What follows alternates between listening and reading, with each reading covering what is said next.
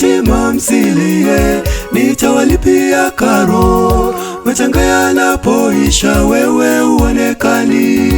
Oborimo wechoire amachanga bamintu kwa bangina babora kanimba gachere nyomba chincha kana morera nimba some sukuru amachanga gakoera chorigo ikera leira. Watulizeni mioyo yatima pia na wajane, wapanguza machozi, wapeni tumaini la kesho. Iliyo safi isiyochaka mbele za Mungu, ni kusaidia yatima na wajane katika dhiki zao na kujilinda usitiwe madoa na dunia. Watulizeni mioyo yatima pia na wajane, wapanguza machozi, wapeni tumaini la kesho. Iliyo safi isiyochaka mbele za Mungu, ni kusaidia yatima na wajane katika dhiki zao na kujilinda usitiwe madoa na dunia.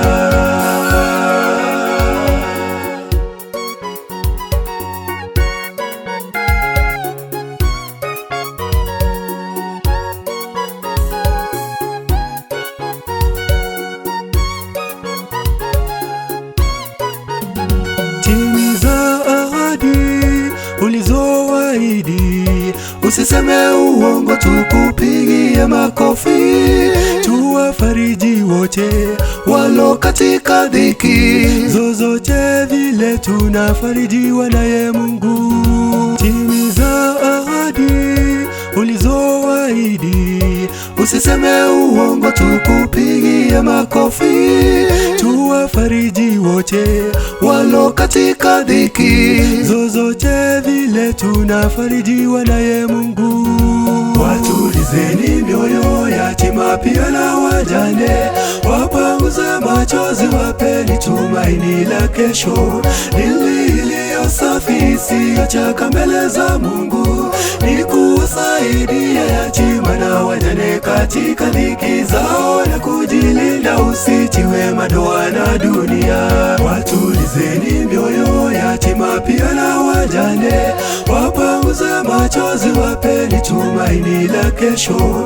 Iliyo safi isiyochaka mbele za Mungu, ni kusaidia yatima na wajane katika dhiki zao na kujilinda usitiwe madoa na dunia.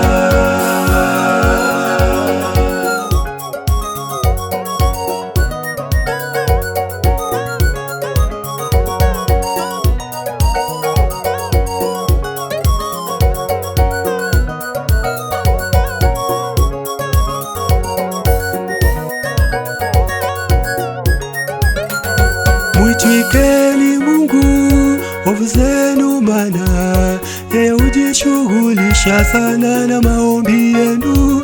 Tumtegemee Mungu afufuaye wafu, mauti hayana nguvu kwetu, yeye alishinda.